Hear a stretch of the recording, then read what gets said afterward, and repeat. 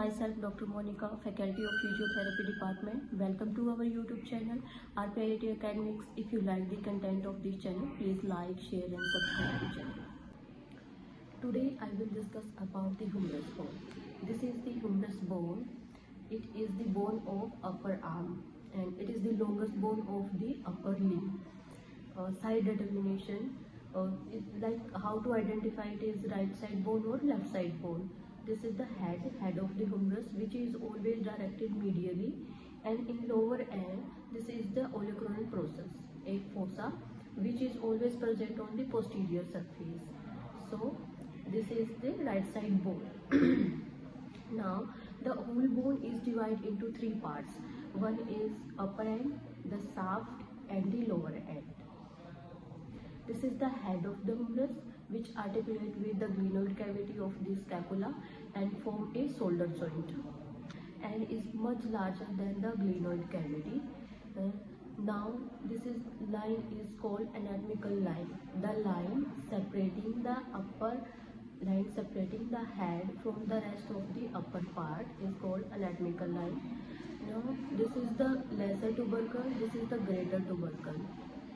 Lesser tubercle present on the anterior aspect of the humerus and the greater tubercle present lateral side of the humerus. Now between the two tubercles there is a sulcus present between the two tubercles, which is called intertubercle sulcus and also called bicipital groove. After that there is a line separating the upper head from the shaft is called surgical neck, and below the surgical neck 0.5 cm below the surgical neck there is a line present called morphological neck. This is the shaft of the humerus bone. Shaft is round in upper half and the triangular in the lower half.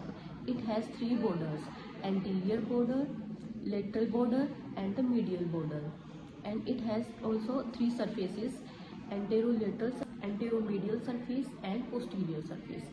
Anterolateral surface lies between the anterior and lateral border. Anteromedial surface lies between the anterior and medial border, and the posterior surface lies between the medial and the lateral border. Now we will discuss about the lower end. Lower end of the humerus include condyles. Lower end divided into two parts, articular parts and there are non-articular parts. Articular part is capitulum, which is round in shape and present on lateral side, and this is the trochlea. This is fully shaped, which present medial side of the bone. Capitulum of humerus articulate with the head of the radius and form elbow joint.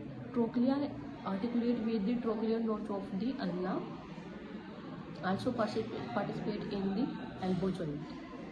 Non-articular parts include medial epicondyle, lateral epicondyle, coronal fossa and radial fossa, and the olecranon fossa. This is the lateral epicondyle, lateral bony projection, and the medial bony projection is medial epicondyle.